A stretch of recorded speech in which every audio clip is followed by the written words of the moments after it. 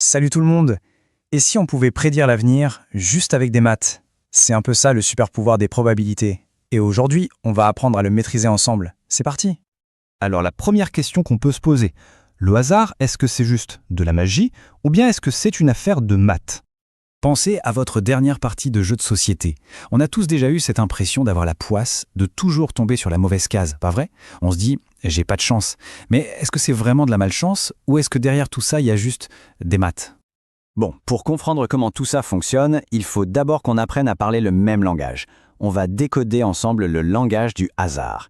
Vous allez voir, c'est juste quelques mots-clés à connaître et après, tout devient super clair. Alors, premier mot à retenir, expérience aléatoire. Ça a l'air un peu compliqué comme ça, mais en fait, c'est tout simple. C'est juste une action où le hasard entre en jeu et on ne peut pas du tout prévoir le résultat à l'avance. Par exemple, quand on lance une pièce en l'air, est-ce que ça va être pile ou face? Impossible de le savoir. Ou quand on lance un dé, quel chiffre va sortir? Pareil, on ne peut pas le deviner. Voilà, ça, ce sont des exemples parfaits d'expérience aléatoire. Ok, deuxième mot important, une issue. Une issue, c'est tout simplement un des résultats possibles de notre expérience. C'est un peu comme les différentes fins possibles d'une histoire. Si on reprend notre dé, par exemple, quand on le lance, qu'est-ce qui peut arriver? On peut tomber sur le 1, le 2, le 3, le 4, le 5 ou le 6. Chacun de ces résultats, c'est une issue. Il y a donc 6 issues possibles. Jusque-là, ça va? Allez, dernier mot de vocabulaire pour aujourd'hui, un événement. Alors un événement, c'est une condition qu'on veut voir se réaliser.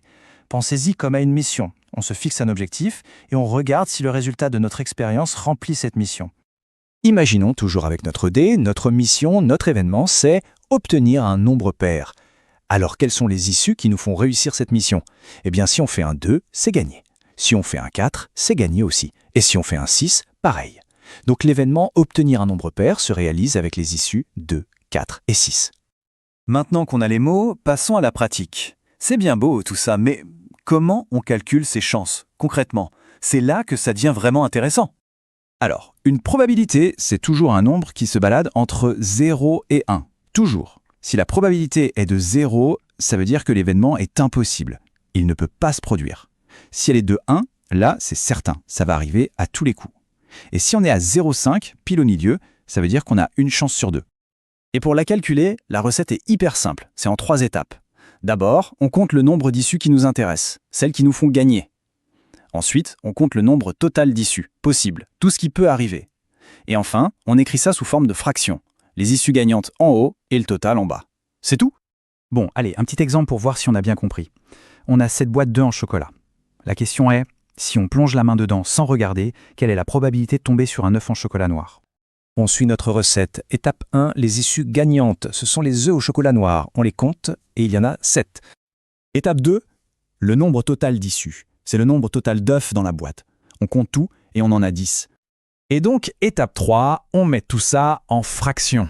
La probabilité de piocher un œuf au chocolat noir est de 7 sur 10. Ça veut dire qu'on a beaucoup plus de chances de tomber sur un noir que sur un blanc. Facile, non? Ok, attention, maintenant c'est un petit défi. On va regarder une situation et essayer de repérer l'erreur. C'est une erreur qu'on fait souvent, alors c'est le moment d'être attentif pour ne plus jamais se tromper. Alors regardons bien la situation. On a un jeton jaune et 3 jetons verts, ce qui fait 4 jetons en tout. Alicia dit il y a une chance sur 3 d'avoir un jeton jaune. Est-ce que c'est juste? Appliquons notre formule. Issue gagnante, 1. Total des issues, 4. La probabilité est donc de 1 sur 4. Pas 1 sur 3. Alicia s'est trompée. Elle a oublié de compter le jeton jaune dans le total. C'est l'erreur classique. Maintenant, regardons Will. Il dit il y a 3 fois moins de chances d'avoir un jeton jaune qu'un vert. Là, il compare les quantités. Il y a un jeton jaune et 3 verts. Il y a donc bien 3 fois plus de verts que de jaunes. Son raisonnement est correct. C'est Will qui a raison. Bien joué. Voilà, maintenant qu'on sait calculer ça, on va voir que ce nouveau super pouvoir, il sert un peu partout dans la vie de tous les jours. Par exemple, à la météo, quand on entend 80% de probabilité de pluie, maintenant c'est exactement ce que ça veut dire. Ça veut dire que sur 10 situations identiques, il pleuvrait 8 fois. Donc oui, il vaut mieux prendre son parapluie, c'est super utile. Ou encore dans le sport. Pour savoir quelle équipe a le plus de chances de gagner un match, les experts analysent tout. Les matchs précédents, les joueurs blessés, tout ça, ce sont des calculs de probabilité pour essayer de prédire le résultat. Et ça marche même au collège, pour savoir quelles sont les chances de gagner le gros lot à la tombola de l'école, par exemple. On se rend compte que les probas sont vraiment partout une fois qu'on sait les voir, n'est-ce pas? Allez, pour être certain que tout est bien mémorisé, on se fait un petit récapitulatif. Voici l'anti-sèche du champion pour ne rien oublier. Et voilà, sur cette carte mentale, on retrouve tout ce qu'on a vu. L'expérience aléatoire, notre action de départ, les issues, tous les résultats possibles, l'événement, la mission qu'on veut accomplir, et la fameuse formule pour calculer la probabilité. Tout est là, en un coup d'œil. Donc pour répondre à notre toute première question, est-ce que c'est juste de la chance? Eh bien non, ce sont des maths. Et c'est un vrai super pouvoir qui nous aide à mieux comprendre le monde et même à faire de meilleurs choix.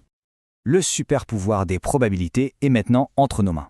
Et ça mène une dernière petite question pour la route. Maintenant qu'on sait comment calculer les chances, s'il y avait une seule chose, n'importe quoi, qu'on rêverait de pouvoir prédire, ce serait quoi?